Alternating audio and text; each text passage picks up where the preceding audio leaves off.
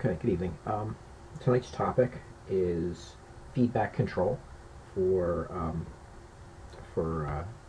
motors, and in particular, what we want to get to is a cascaded feedback control structure, which may be something that you haven't seen before. So we'll analyze that in some detail. But before we get to that, let's review some of the basic ideas from control theory to make sure that we have a firm understanding of the basics before we move into some more sophisticated structures. So the first thing I want to go over is frequency response.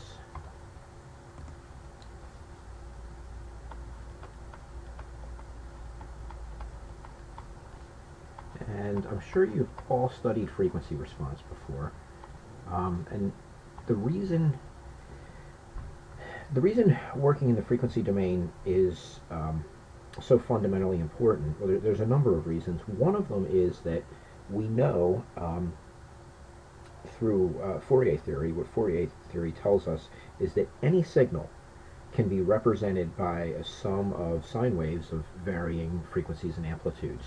And so if we have a linear system, the linear representation of that system in the frequency domain is amenable to a series of sinusoidal inputs that represent an arbitrary signal as an input, and then we can observe the output to that signal mathematically. Or we could think in terms of a single sinusoidal output and how we can, or input, and then how we can characterize that, the output to that particular frequency. So let's make some notes here. In the steady state,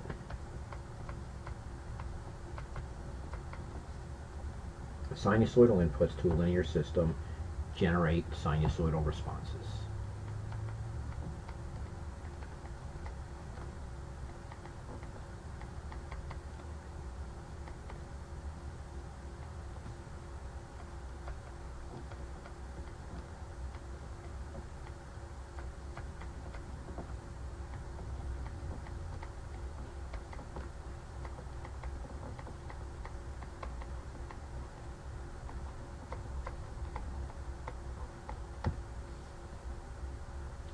And the response to a sinusoidal input will differ in magnitude and phase angle.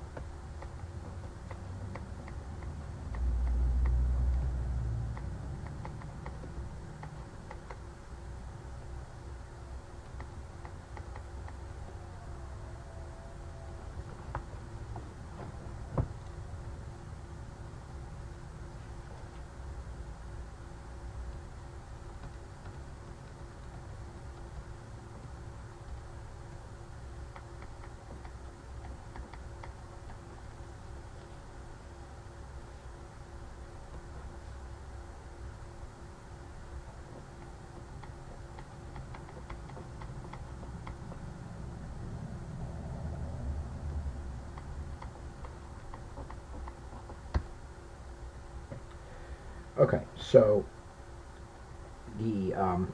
as we saw in previous chapters, one of the convenient ways to represent these sinusoids is through phasors.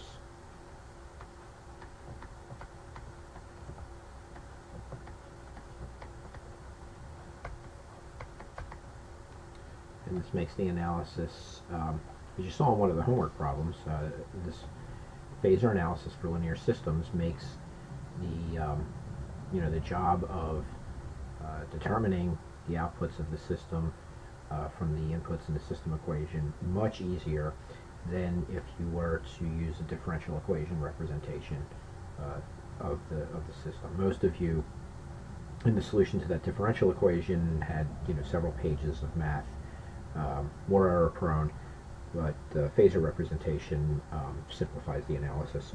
So for example, if we have an input that we represent as some magnitude sub I for the input as a function of omega at an angle phi sub I for the input again of omega, Then the output would be of the form, again, phasor form, m sub o of omega at an angle phi sub o of omega. And we can also represent the system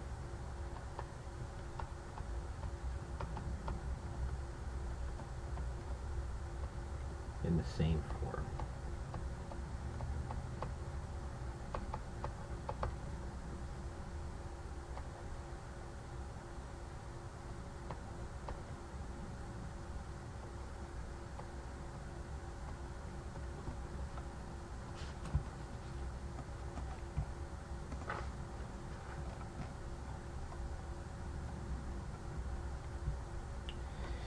And you've probably seen this idea in various forms, but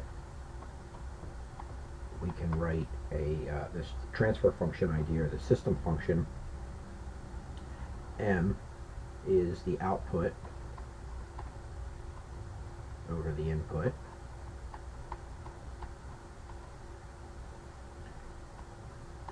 That's the magnitude response. And the phase response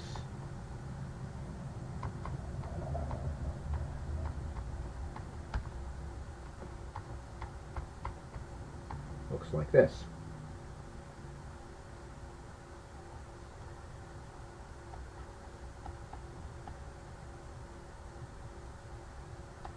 We call m of omega the magnitude frequency response.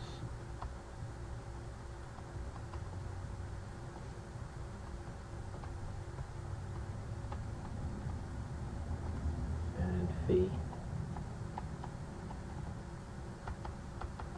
is the phase frequency response. And we could rewrite these equations: m out of omega, phi out of omega is equal to the inputs, mi of omega, phi of omega. Oh, let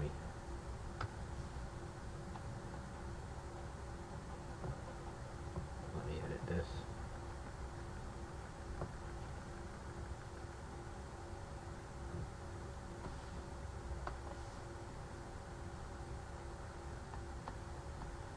M of omega at an angle of phi minus phi.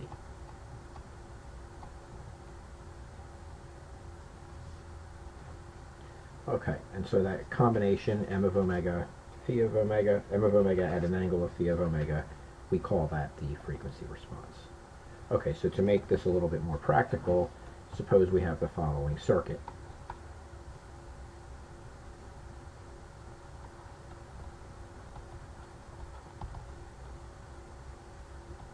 Suppose we have an input voltage, and then a resistor, and a capacitor, and suppose we make this V out. Then we can use the complex impedances to find the transfer function for this circuit. And we say G of S is equal to the output as a function of S over the input of a function of S. And I'm sure you've seen this before for this circuit.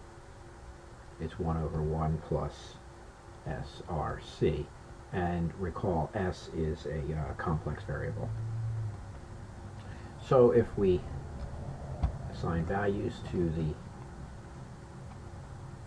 resistor and the capacitor, suppose we let C equal 0.1, and suppose we let R equal 1, then the output as a function of complex frequency S is equal to the input of S times 1 over 1 plus 0.1 0.1s. And if our input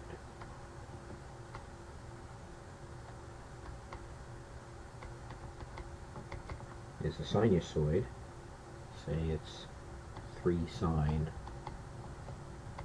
30t,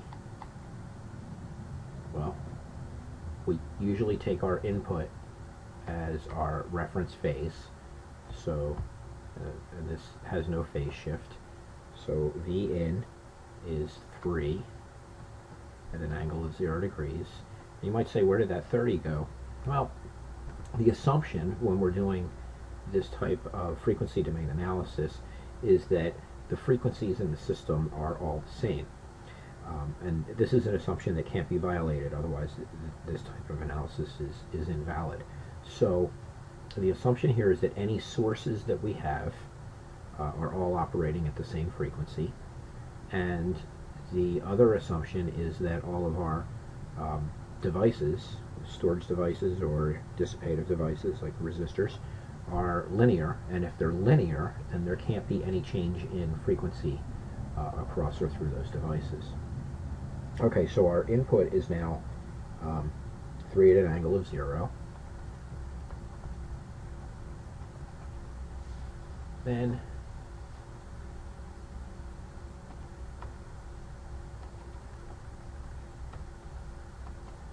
G of S is equal to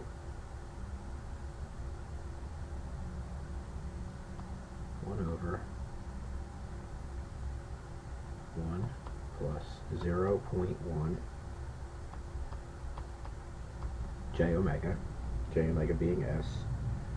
So this is equal to, and that omega, right, is up here, 1 over 1 plus 0.1 times 30 j,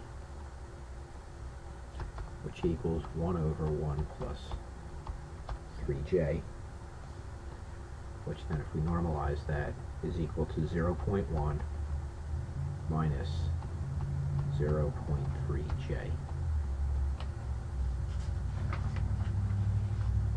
And we can create an expression for the output. V out is equal to V in times G, and that is equal to 3 at an angle of 0 degrees times, now if we convert this from this rectangular form into a magnitude and phase, it turns out to be 0.316 at an angle of minus 71.6.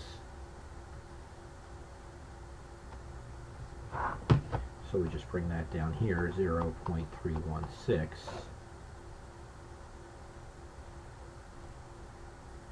at an angle of minus 71.6. And this turns out to be 0.95 at an angle of minus 71.6. You guys all had some review in how to deal with these phasors. This is in volts, this is our output, and we can convert that into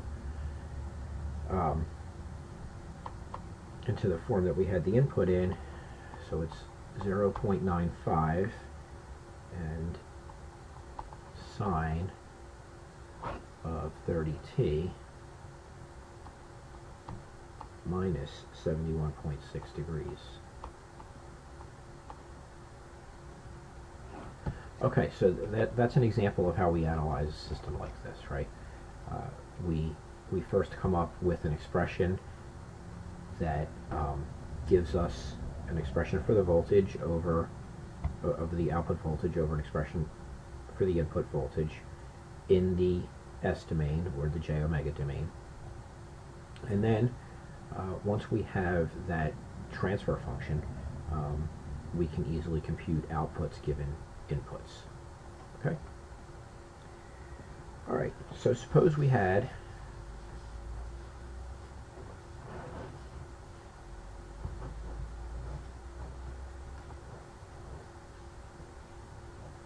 losing control of the cursor here.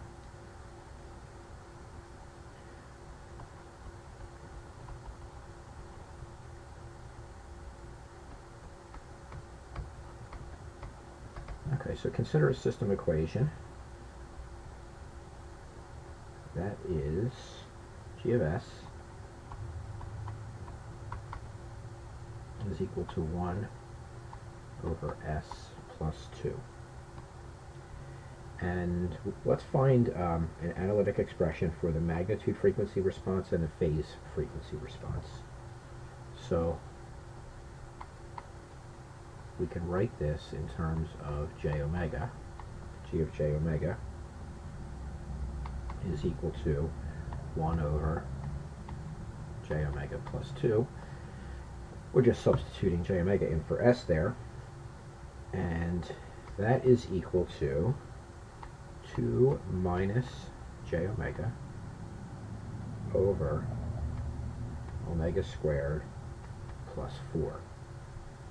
And the way that we got that is just by normalizing the system equation by multiplying the top and bottom by the complex conjugate of the denominator. Okay, so this is a complex number. We can find the magnitude of this complex number.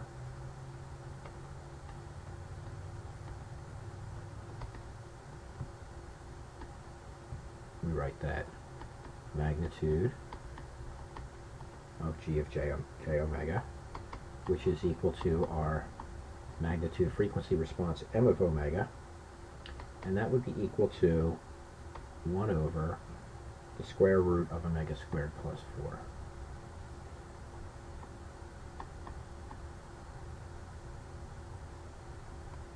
And we can also find the phase.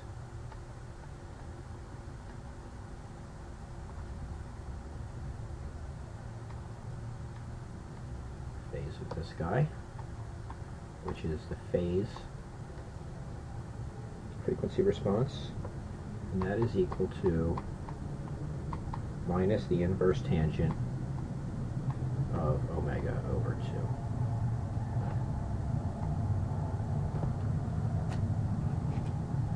Okay, so given a system equation, we can manipulate that into the magnitude and phase frequency responses. Okay, so now we understand transfer functions and what goes into transfer functions, and so we can, as I would imagine you've seen something like this before, we can use this block diagram notation.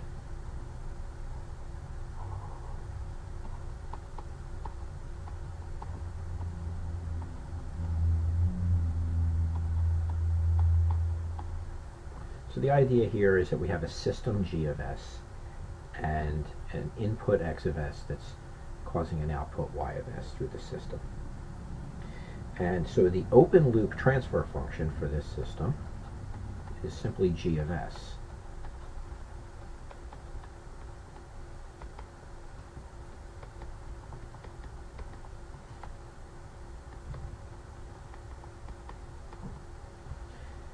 One of the fundamental ideas in control theory is that we can close the loop, and so that looks like this.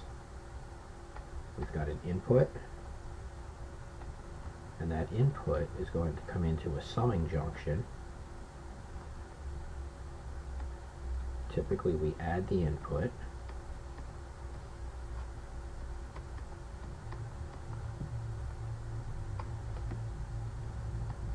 still have our output y of s, but we're going to pick this off here.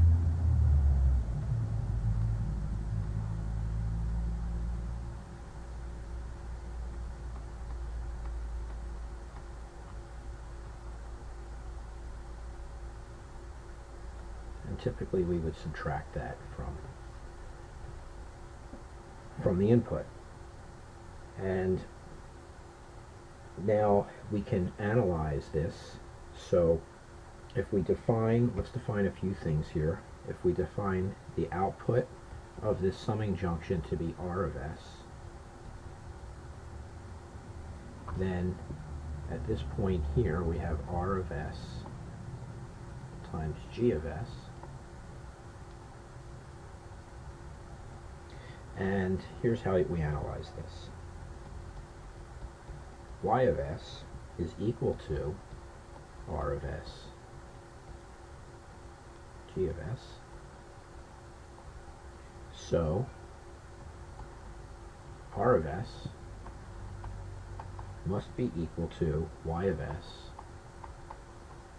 over g of s, right? Just by manipulating this equation. Furthermore, we can look at the circuit, or we can look at the system diagram, and we can say x of s minus y of s times h of s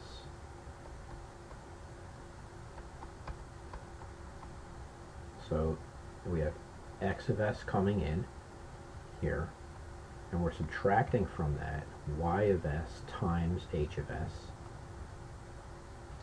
That must also equal r of s, which again equals y of s over g of s.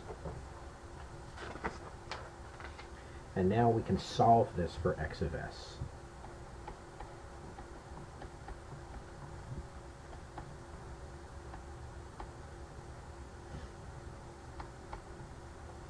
And if we solve for x of s, we get x of s is equal to y of s times the quantity 1 plus g of s h of s divided by g of s.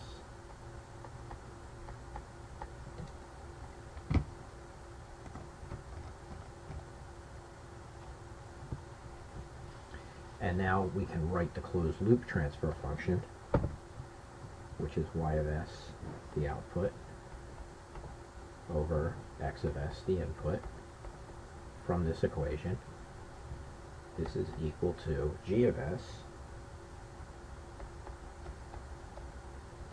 over 1 plus g of s h of s. Okay, so the general result here is that anytime we have a structure that looks like this, which is something we're going to see a lot of, and something you see a lot of in controls, anytime you have a structure like this, you can replace this structure with this transfer function. So for example, this whole structure in here could be replaced with the following.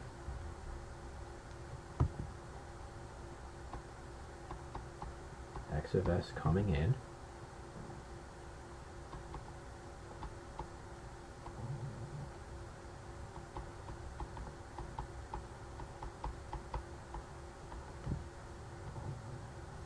and now we put our closed loop transfer function, and y of s coming out. These two structures are equivalent.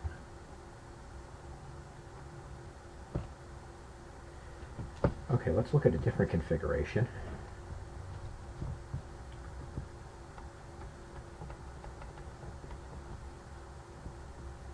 Suppose we have an input that we'll call x star of s, comes into a summing junction,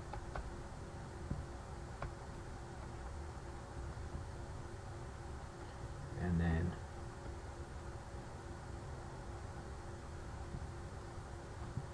I have a controller here, so I'll call it G sub C.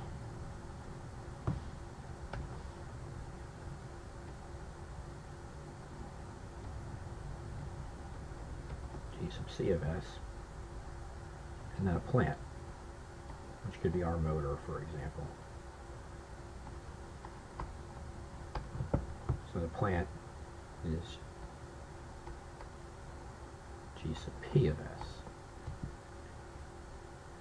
and an output which I'll call X of S. And now I'm going to close this loop.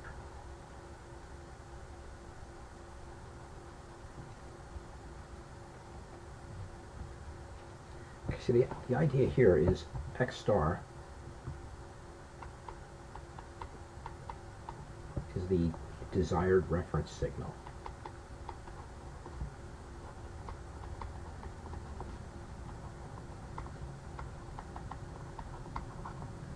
So that's a signal that indicates what we want the plant to do. And X of S, in this case, is the output.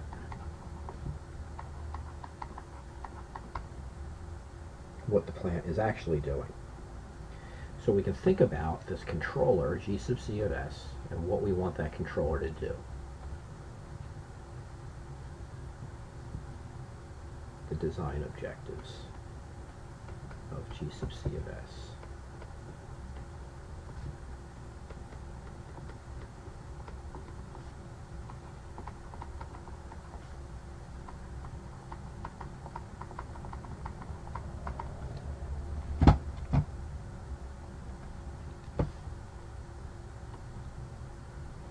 So one requirement is typically 0 steady state error.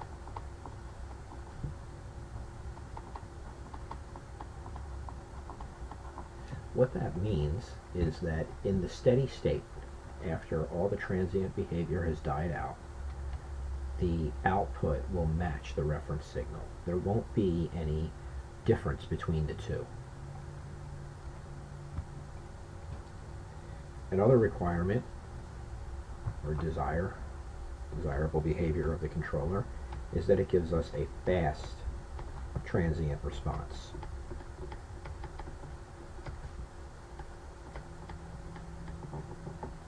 So one way to think about what this means is if you push the gas pedal of your car down, you want it to respond quickly and come up to speed. You don't want it to be sluggish. Or if you move the yoke of your aircraft, you want the aircraft to respond quickly to those inputs. You don't want sluggish transient response. Another desire is a small settling time.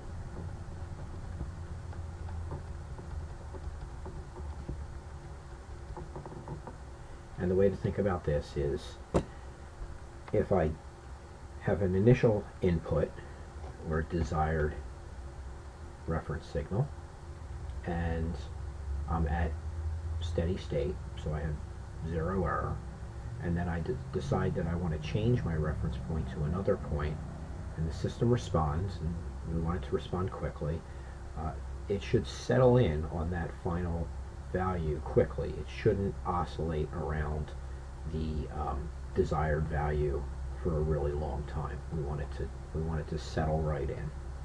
So that's what we mean by a small settling time.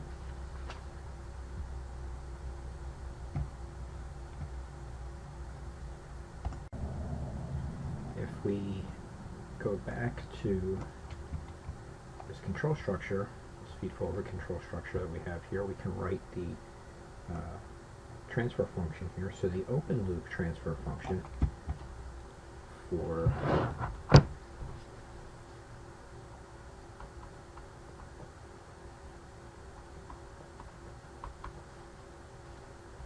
again, we just look at the forward path, right, and we see that we're going to get G sub C of S times G sub P of S.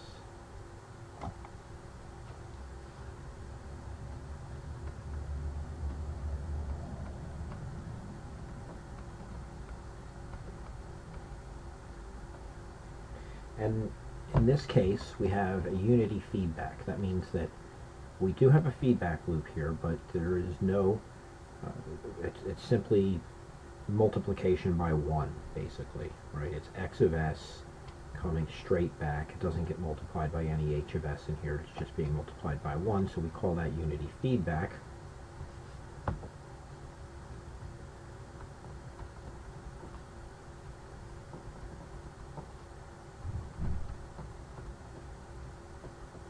So we do have feedback, so we can write the closed loop transfer function,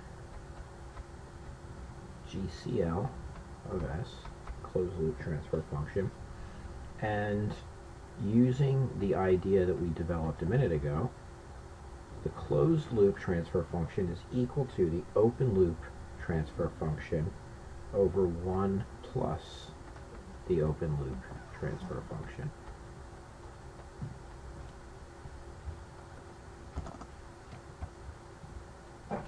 So this formula that we developed right up here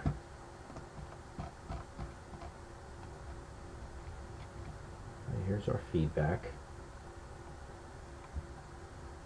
and what we got to was this equation, where for a feedback system the output over the input is equal to the forward transfer function, which in this case was just g of s, over 1 plus the forward times the feedback. Alright, so we're just applying the same idea here. It's the open loop over 1 plus the open loop, and the reason it's 1 plus the open loop is because there's nothing in this feedback loop here. Right, it was 1 plus g of s h of s in this case when we had this h of s back here, but we don't have that h of s in this case. Okay, so one thing that we can do is we can construct phase and magnitude plots of this structure using MATLAB.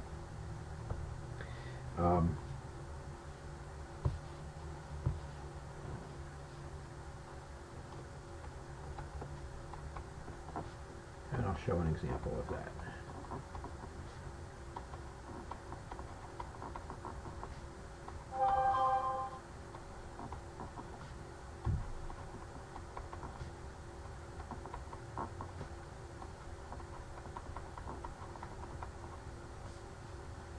But before we do that, let's just go on and define a couple things. So the frequency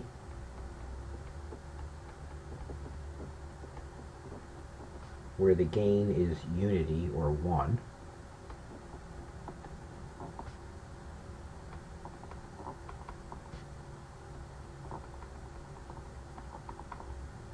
is called the crossover frequency.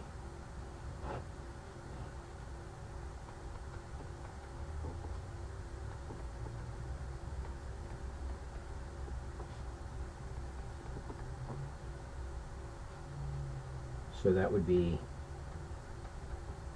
where the magnitude of the open loop transfer function is equal to 0 decibels.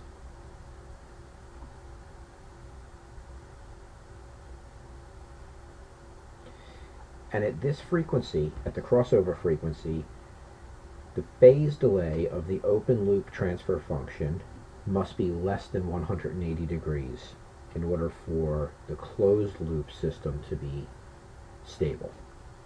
So that idea is called phase margin. So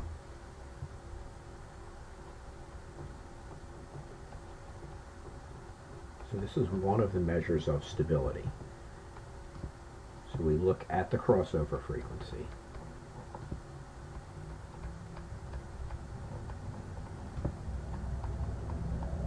Which will be f sub c or omega sub c.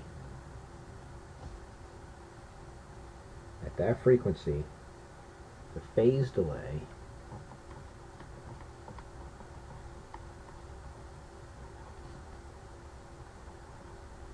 and remember we're talking about of the open loop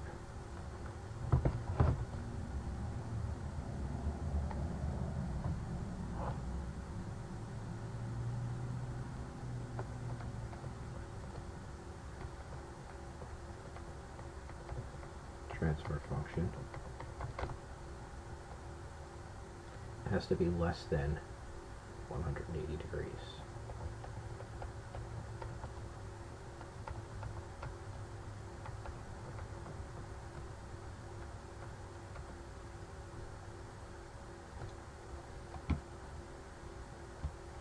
So we can define the phase margin, so it's really more of the stability criteria. But the phase margin, let's define it.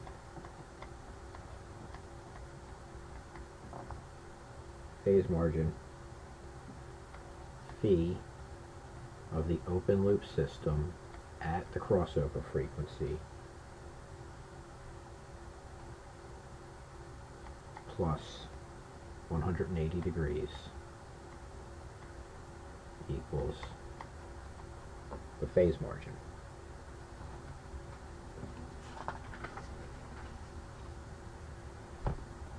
Now, a general rule of thumb is that for good dynamic response, the phase margin should be greater than 45 degrees.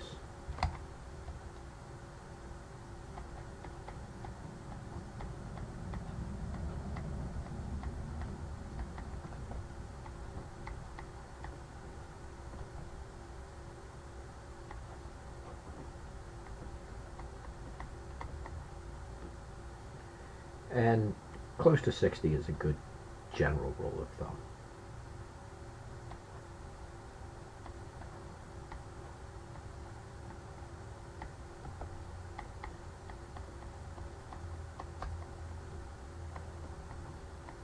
Close to 60 degrees. Another parameter of the system that we want to define here is the bandwidth. And this is going to be important when we look at these cascaded control structures that we're going to be interested in. So the bandwidth is the frequency at which the gain drops to minus 3 dB, and this is the gain of the closed loop system. So frequency at which the gain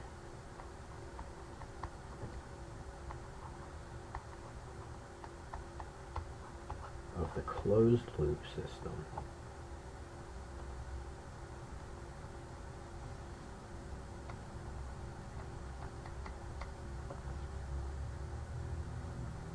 drops to minus 3 dB.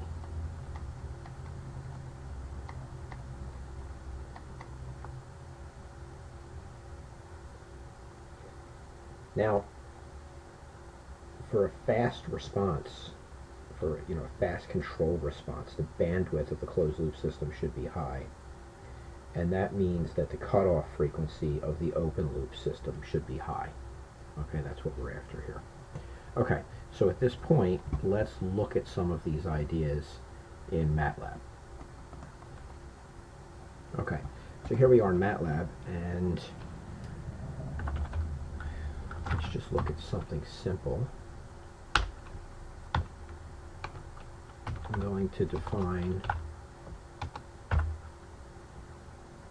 a numerator and a denominator for a transfer function, and then I'm going to define a system as a transfer function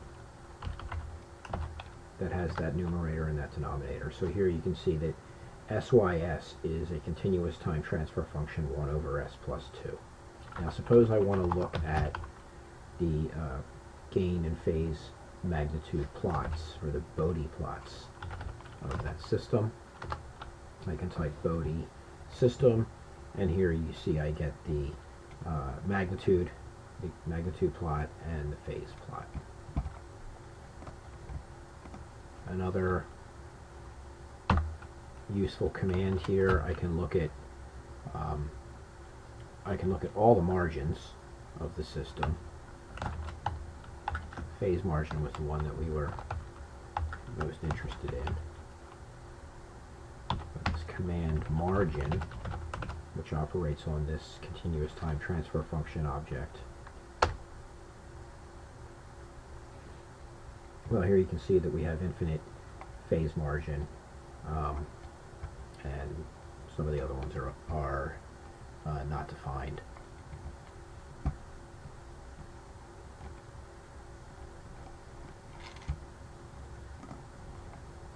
If we look at maybe a better example here, let's define another transfer function.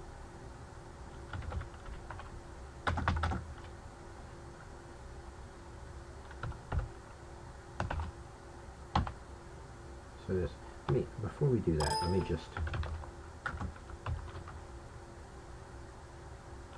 just want to show you guys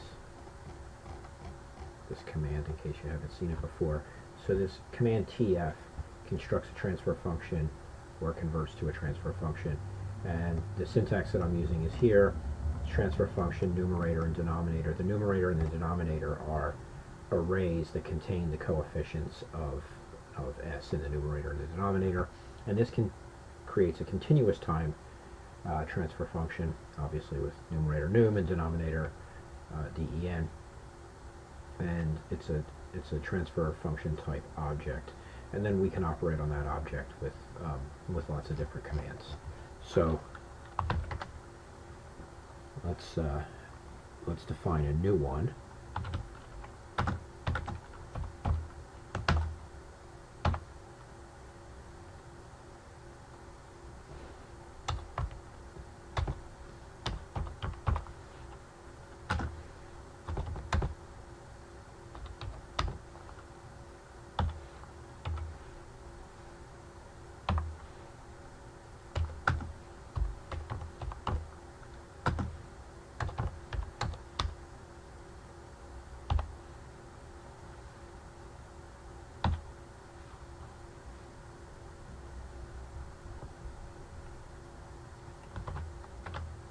Okay, so now you can see this is what the new transfer function that we're going to work with looks like, and I can call these, oh, I know why that's happening.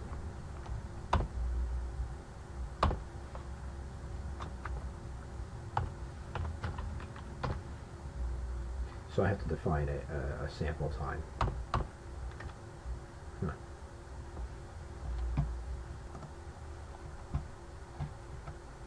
I see what happened.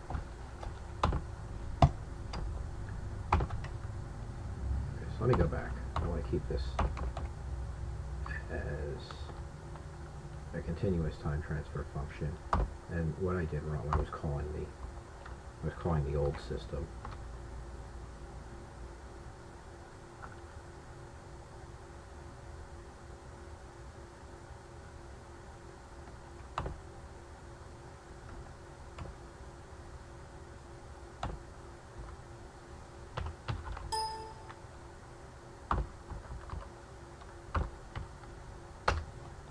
Let's try it as a discrete.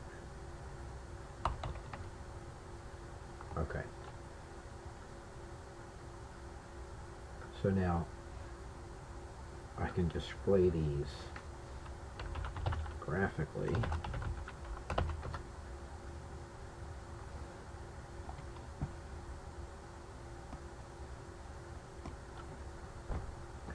On the Bode diagram. So now I can see that my gain margin is 6.24 dB, my phase margin is 13.6 degrees, and those are shown graphically on the Bode diagram.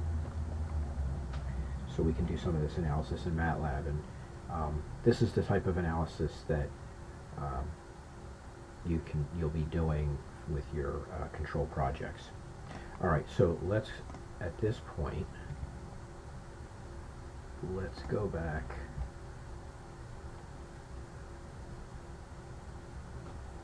and let's introduce the cascaded control structure.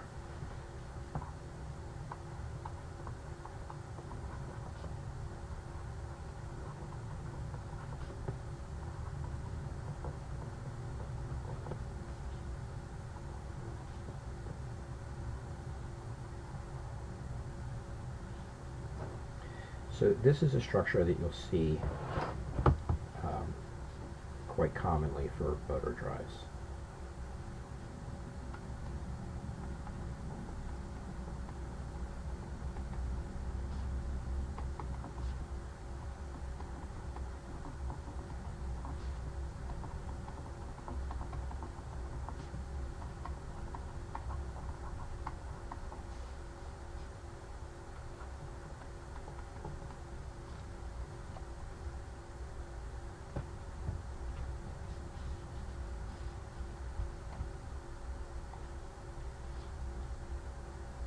Okay, so our first input will be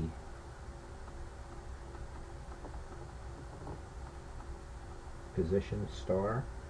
So in these diagrams, or in this type of analysis, when we put a star next to something, that means desired. So this is the input, the desired input for position.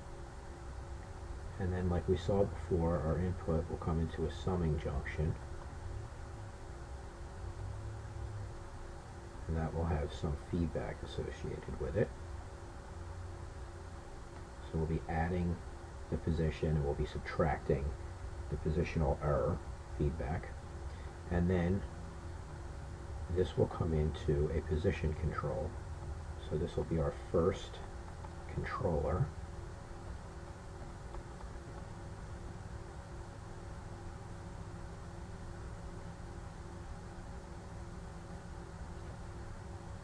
And then the output of that will come into another summing junction.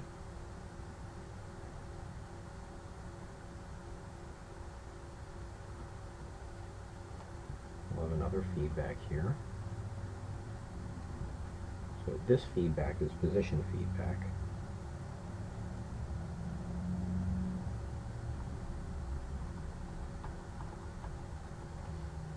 This second feedback is speed. So our next controller is our speed controller.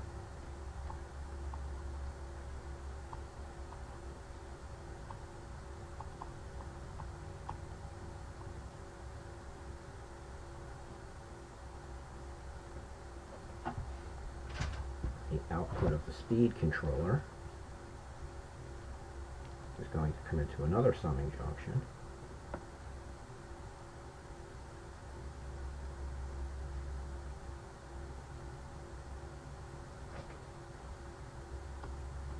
So we'll have our third feedback loop. This is, you start to see why this is called cascaded. This is our torque control. So we need a torque controller.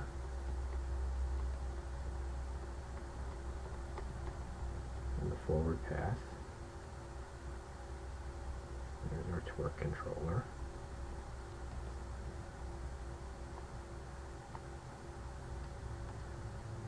And this will come into an electrical system.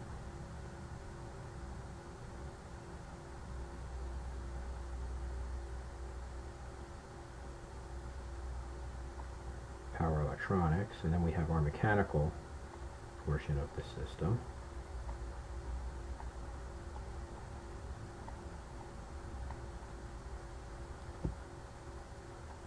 And then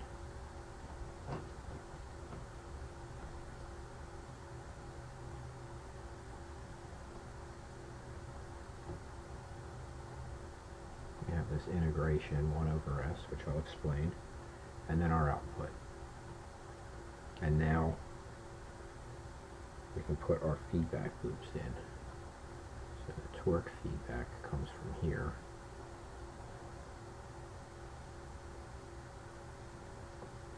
And the speed feedback is here.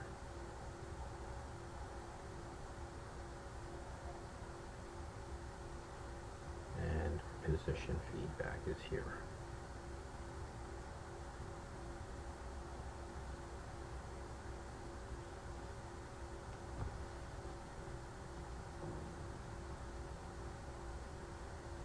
Okay, so this is the structure. You won't always have all three feedback loops. You can do it with just two. Obviously, you've seen structures previously in this lecture, and I'm sure before that, where you just have one feedback loop. But this particular one consists of three distinct loops, and in order for it to function properly, there are some bandwidth requirements that we have on each of the loops. So the idea here is that the bandwidth and when we talk about the bandwidth of the controller, you think about the speed of the response of that controller. So in the innermost loop, that response speed or that bandwidth must be the highest, and then that has to be followed by the middle loop, and then the slowest has to be the outer loop. You can't have very, very fast control on the outer loop and very, very slow control on the inner loop, you'll never the system will never stabilize. Generally, the rule of thumb is an order of magnitude. F sub c, the cutoff frequency for each subsequent loop should be an order of magnitude different than the loop it's next to. Okay, and the basic idea here is that we use linear control theory to design each of the controllers, and then we test it in simulation, and we'll use MATLAB for that, and then we can go ahead and make any necessary adjustments. Now let's think about this structure in the context of the things that we've already talked about in the class. Our switching control is this power processing unit that we've talked about in previous lectures. And inside that power processing unit, we have switching going on. We want to be able to ignore the switching frequency in terms of the dynamics of our system. So in much the same way that we want to make sure that the bandwidth of our controllers doesn't interfere with one another, if we start with the torque controller and we make the bandwidth of the torque loop 1 to 2 orders of magnitude higher than the switching frequency in the power processing unit, then we don't have to worry about switching frequency components when we model the system, which makes things a lot easier. We can assume that the DC bus voltage inside the power processing unit is constant. We don't have to be concerned with any of the dynamics inside the power processing unit. The average output of the converter is then proportional to the control voltage. So let's make some notes on that.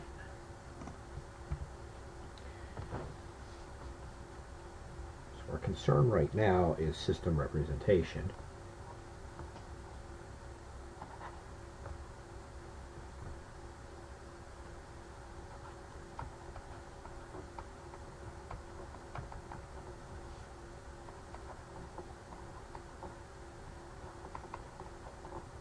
Representing the system.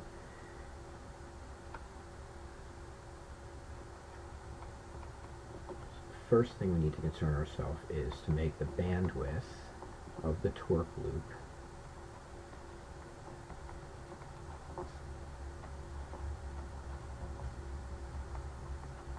that's our innermost control loop, and we need to make it 1 to 2 orders of magnitude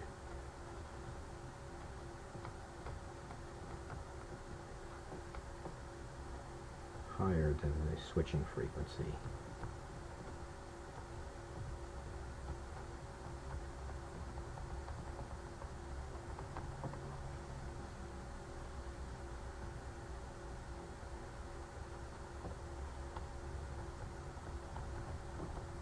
Inside the power processing unit.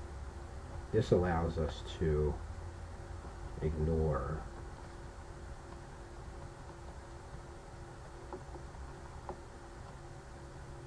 the switching frequency components,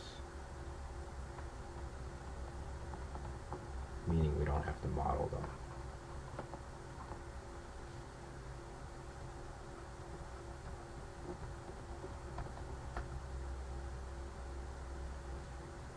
And again,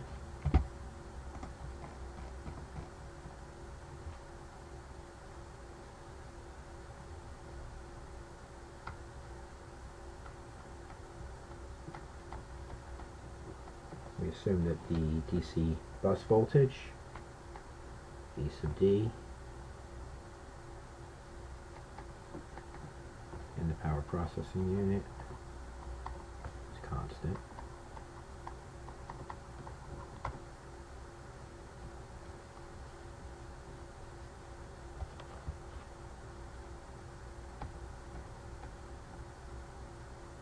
BA bar of T, the average output of the converter,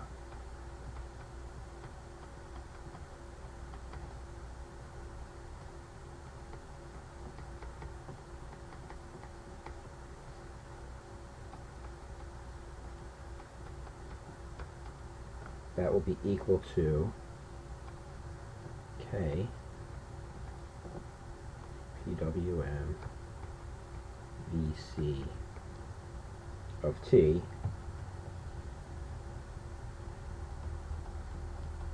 where K PWM, that stands for pulse width modulation, is equal to the DC bus voltage V sub D divided by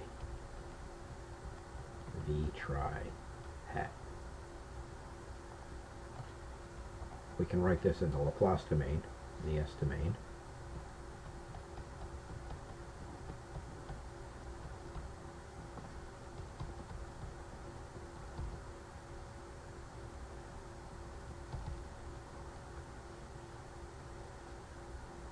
Laplace domain, big V sub A of S is equal to K PWM VC of S.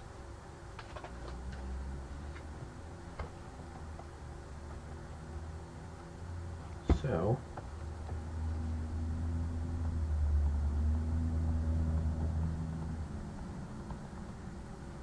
we have the following.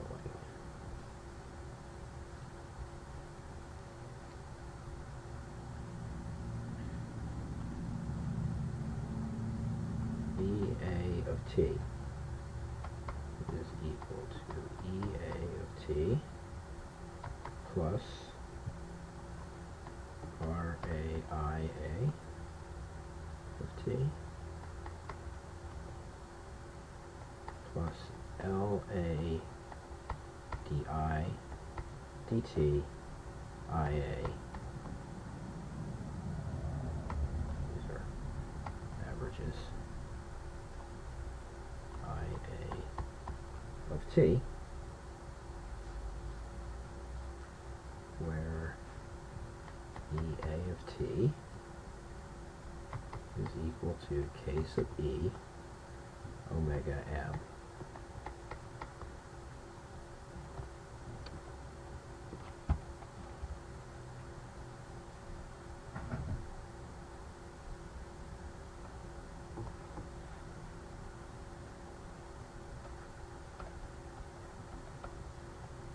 And d by dt omega M of T is equal to TEM minus TL, electromagnetic torque, over the load torque, or minus the load torque, divided by the equivalent moment of inertia, or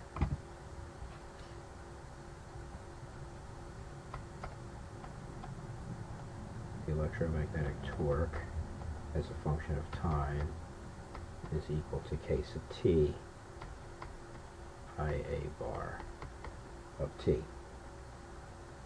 And note that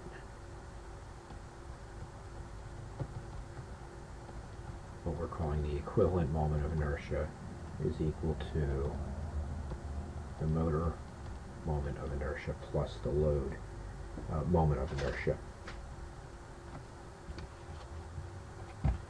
So now we can write in the Laplace domain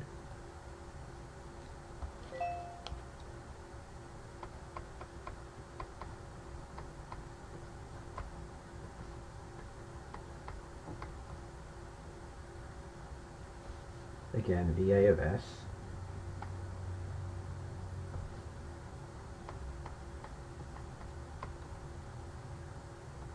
is equal to EA of S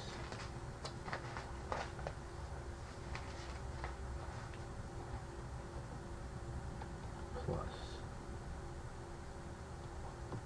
RA plus S times LA IA of S. And now we can solve this equation for IA of S.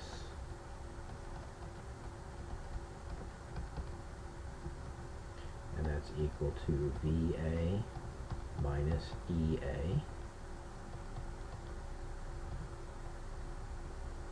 over RA plus S LA.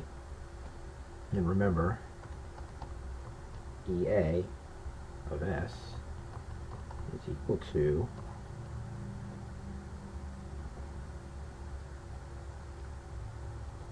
K sub E omega M,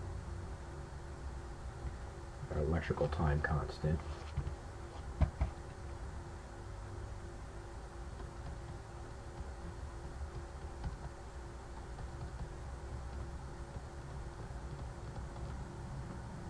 Tau sub E is equal to LA over RA.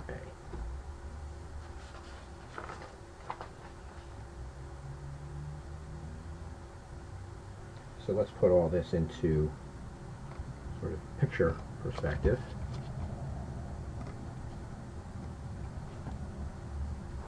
If we think about the DC machine and the load, here's what we have.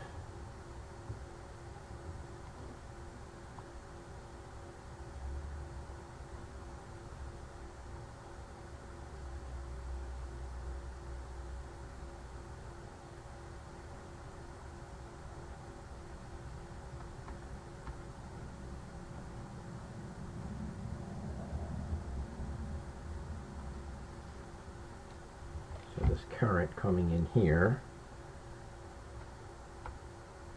is IA bar, which again is equal to TEM over K sub T. That's our armature resistance and armature inductance.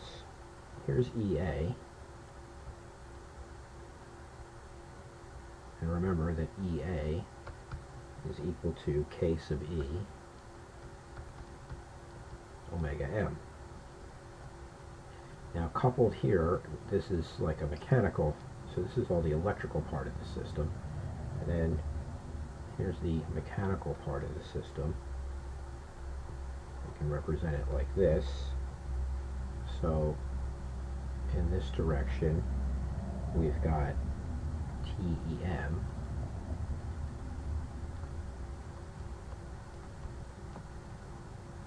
and in this direction, countering it, is the load torque. This is the moment of inertia of the load.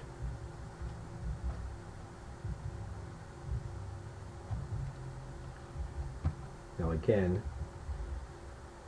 we're going to make the assumption that EA and omega M don't contain any switching frequency components. Okay, so we can draw this structure like this.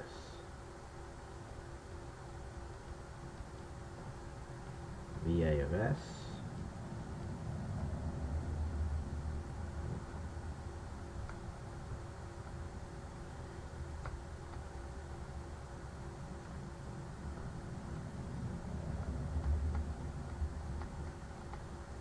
EA of S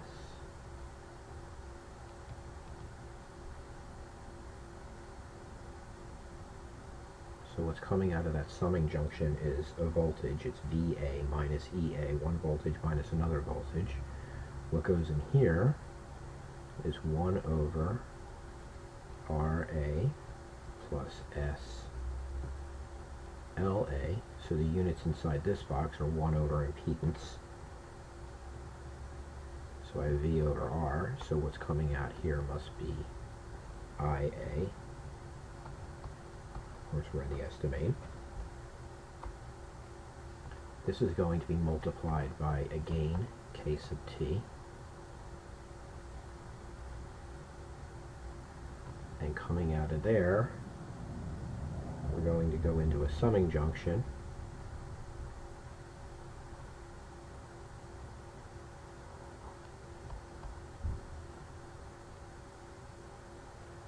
Now IA times K sub T is equal to the electromagnetic torque. So at this point, here we have a current, but here we have a torque, right, once we multiply by K sub T. So right here, this is TEM of S, and what's, oh, I didn't draw that very well.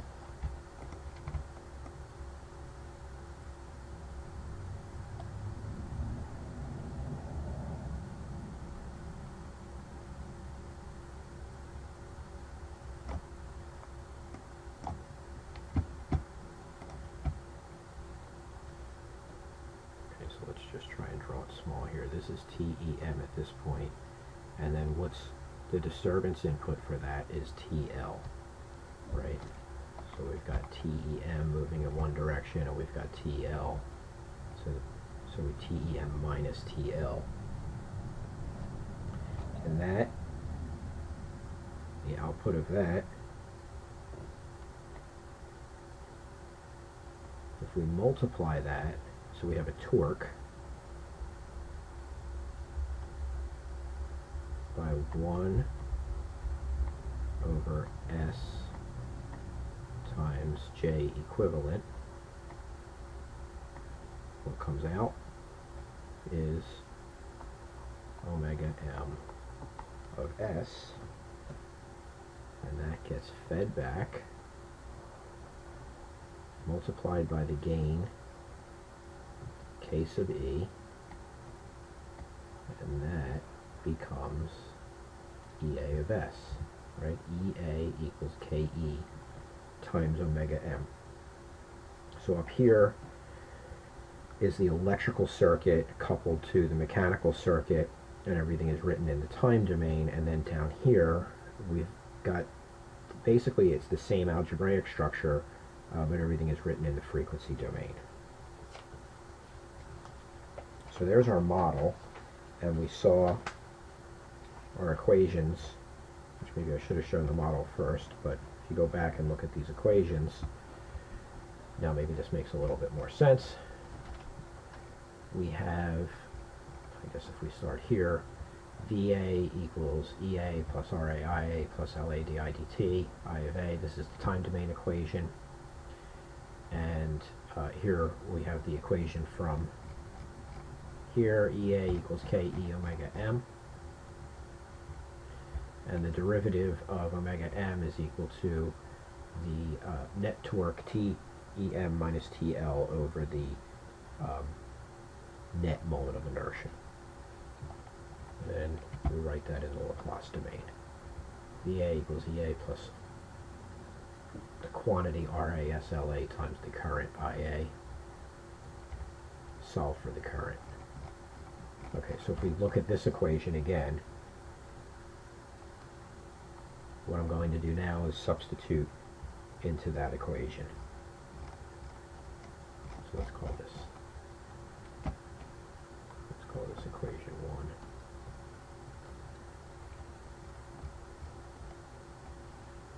And then here we're going to substitute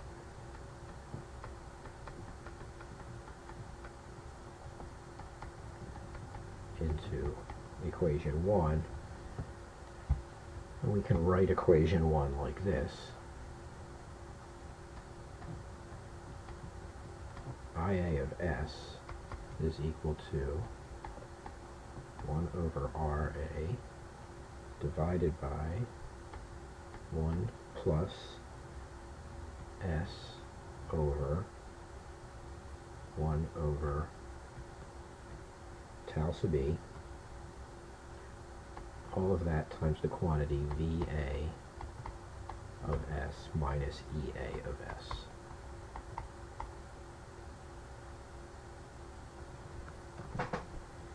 And if we assume that our load torque is not a design parameter that we have control over,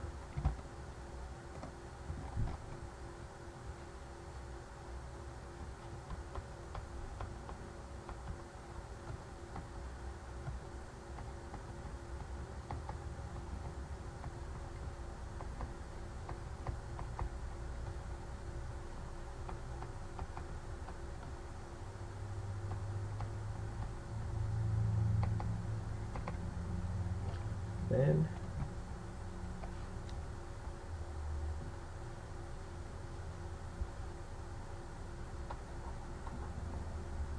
omega m of s, which is equal to TEM of s over s times J equivalent, and TEM of s is equal to KTIA. Okay, so now we can consider a proportional integral control structure.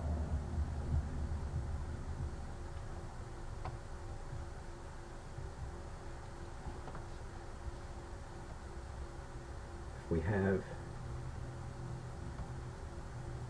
our desired reference coming into a summing junction,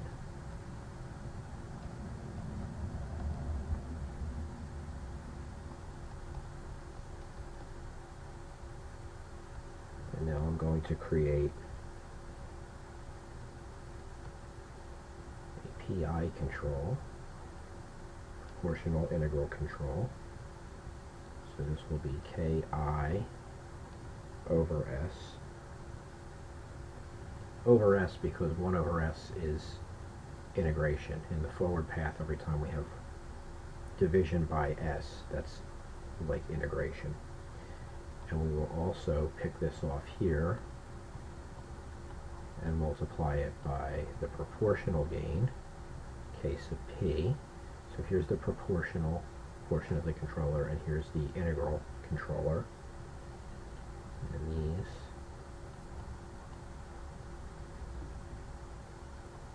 will come into a summing junction.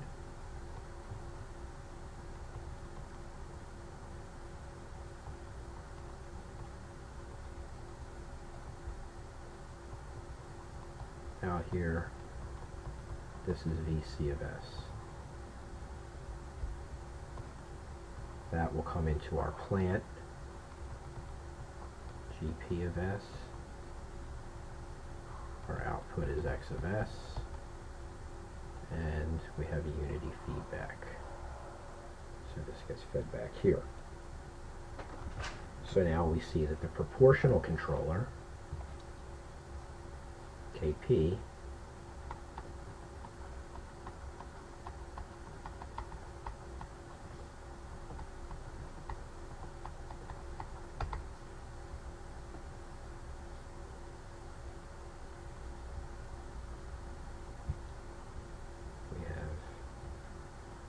V sub CP, the proportional part of V sub C, is equal to KP ES, right? Because up here, ES gets multiplied by KP, and that is the proportional control.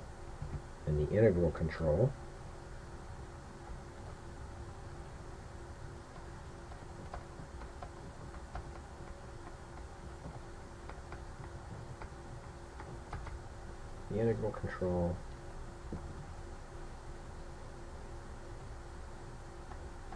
V sub C I, that is KI over S times E of S, right? Because we have E of S coming into this guy right here, E of S times K of A, K sub I divided by S. So that's our integral control. In most motion control applications, PI control in the torque and speed loops is utilized, and only a proportional control is required in the position loop. So your inner loops will typically be proportional control and integral control, and your position loop only a proportional control. And the reason why, if we go back if we go back here, you see, if you look at what you're feeding back in your position loop, there's your position controller. And so the question is, what do you put in that box, right? So in this box and in this box, you're going to substitute in something like this, because you want a proportional and an integral controller. What the integral control is doing for you is it's giving you that zero steady state error, which is one of the desired features of the controller. But if you look at what's happening with the position control up here, you see here's your signal coming out of the mechanical system, and then it's already got this integrator in the forward path, this 1/s, and that's what gets fed back for the position control. So there's really no need to provide another integrator in the position control. So just a proportional gain is sufficient in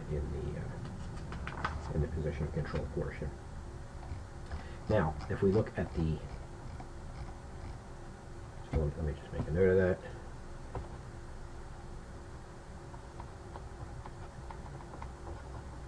Typically, PI control in the torque and speed loops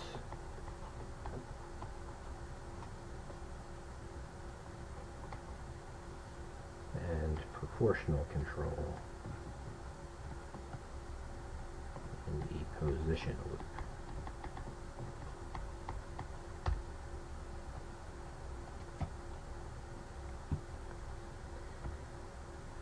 Okay, let's look at the transfer function of the PI controller.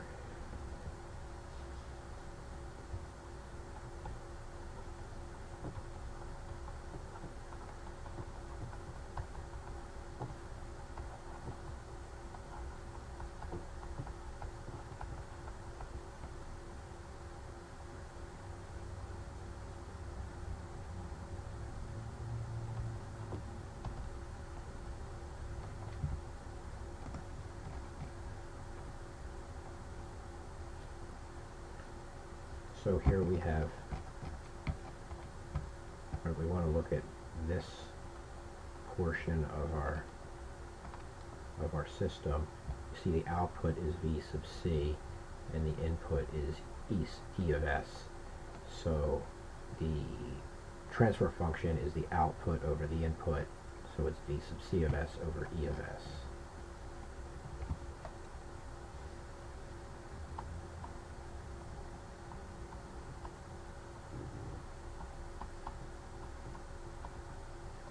And that is equal to Kp plus Ki over S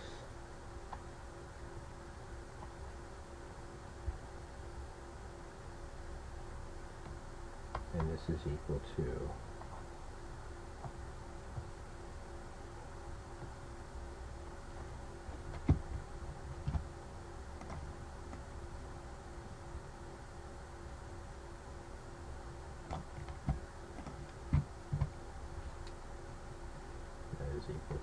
Ki over S times 1 plus